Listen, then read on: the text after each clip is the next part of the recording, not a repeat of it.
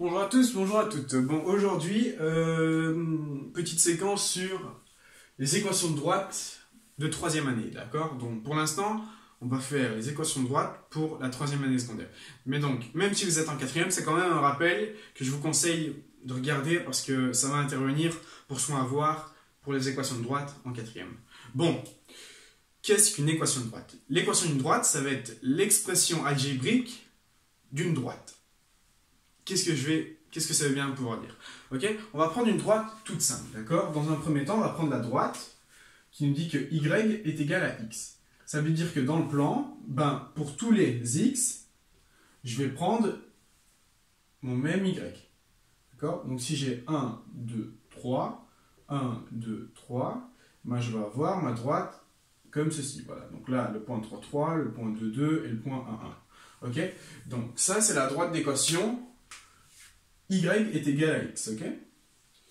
Alors, cette droite d'équation, elle démarre en 0. Donc, en soi, on peut dire qu'on a y qui est égal à x plus 0. Vous allez comprendre pourquoi je fais ça, d'accord? Et donc, combien de fois on prend le x à chaque fois? On le prend une fois. Alors, qu'est-ce qui va déterminer ma droite? Ma droite, elle va pouvoir soit monter ou descendre, elle va translater, d'accord? Elle va translater comment? Ça va être en fonction de ce qu'on ajoute à la fin. Si j'avais mis x plus 1, d'accord?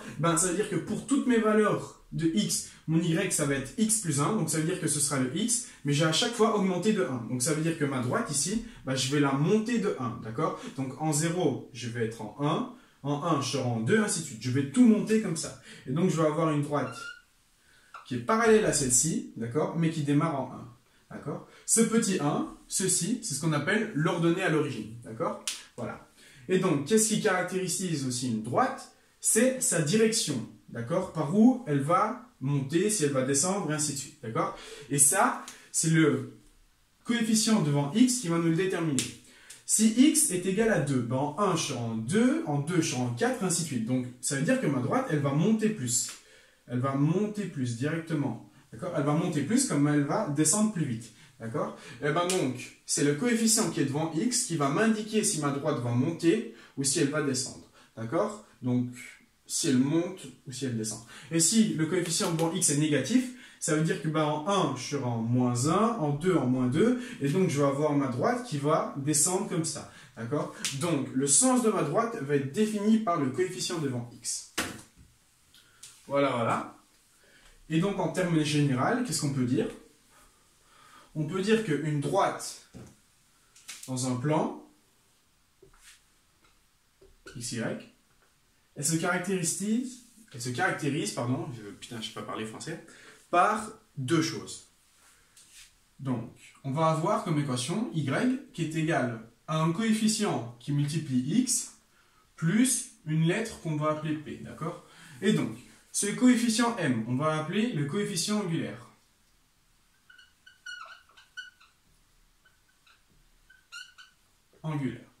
C'est ce qui va définir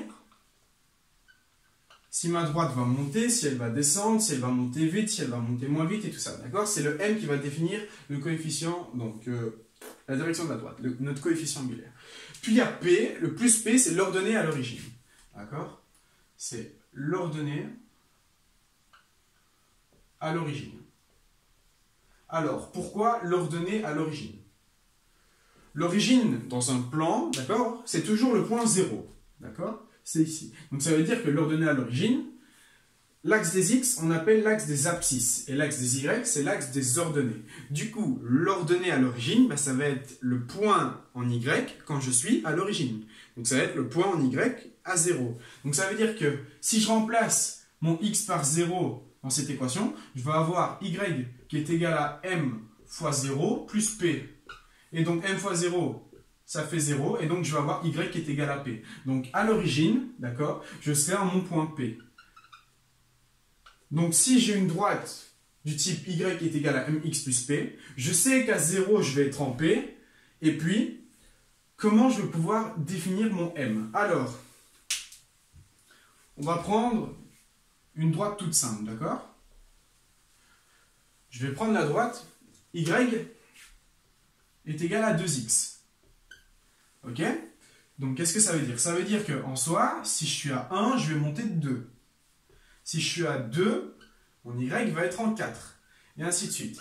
D'accord? 3 et 6. En fait, qu'est-ce qu'on remarque? On remarque que quand on va diviser notre y par notre x, on va toujours obtenir 2. D'accord? Donc le quotient entre y et x, ça va nous donner 2. Voilà.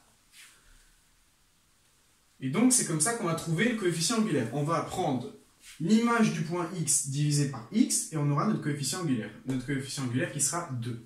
D'accord? Donc ça veut dire que si je veux trouver, par exemple, je suis en 1, 3, et que je passe par l'origine, si je veux trouver mon coefficient angulaire, moi je vais avoir 3 qui est l'image de 1, et donc je vais faire 3 divisé en 1, et mon coefficient angulaire, ce sera 3. D'accord? On dit que le coefficient angulaire, d'accord, on peut le définir par un vecteur. Un vecteur qui va faire quoi? Un vecteur qui va tout simplement faire, il va avancer de 1, et il va monter de m. D'accord? Donc, si j'ai une équation qui est égale à y qui est égale à mx plus p, d'accord? Ben en fait, non, pas plus p, d'abord on va prendre mx, d'accord? Ben, si j'avance de 1, je vais monter de m, d'accord? Donc si j'ai y est égal à 2x, ben en 1 je serai en 2, y est égal à 3x, en 1 je serai en 3, et donc si j'ai y est égal à mx, en 1 je serai en m, d'accord? Donc en 1, je vais monter en m. Et donc c'est ce qu'on va appeler, plus communément, on va l'appeler le vecteur u. Le vecteur u, il a comme coordonnée 1m, d'accord? Et bien ce vecteur u, ça va être ce qu'on appelle le vecteur directeur. C'est le vecteur directeur de la droite. C'est celui qui va diriger la droite. Comment elle va évoluer, d'accord? Et donc, maintenant, qu'est-ce qui va se passer? Si je vais avoir mx plus p, ben je sais que mx plus p, c'est une droite qui est parallèle à la droite y est égale à mx, d'accord? Le plus p, ça va juste définir où je démarre, si je monte ou si je descends. Donc en soi, mon m va être le même. Ça veut dire que mon vecteur directeur sera toujours le même. Alors comment on va définir une équation comme ceci? Y est égal à mx plus p. Ben en 0, je suis à p. Et puis pour définir un deuxième point, parce que je vous rappelle que pour tracer une droite, il faut 2 points minimum. En un point, on sait tracer une infinité de droites, mais en 2 points, on ne sait tracer qu'une droite. Donc si je veux tracer ma droite à l'aide de mon équation, je vais devoir avoir 2 points. Le premier point, ça va être mon ordonnée à l'origine, c'est P, c'est super simple à le faire. Et le deuxième point, je vais démarrer en P. Et donc vu que j'ai mon coefficient angulaire qui est égal à m, je vais monter de 1 et je vais augmenter de m. D'accord? Et je vais avoir un nouveau point. Et donc ce point-ci, quand je vais le relier avec P, ça va me donner l'équation de la droite. D'accord? Mon coefficient angulaire est le même que si j'avais y qui est égal à mx plus p. Du coup, comment on trace une droite lorsqu'on a son équation? On démarre en P, on avance de 1, on monte de m, donc notre coefficient angulaire qu'on va tout le temps avoir, et on a 2 points, on a qu'à les relier, c'est bon. Donc, ici, 3 trucs à retenir. Cette équation-ci, d'accord, y est égal à mx plus p.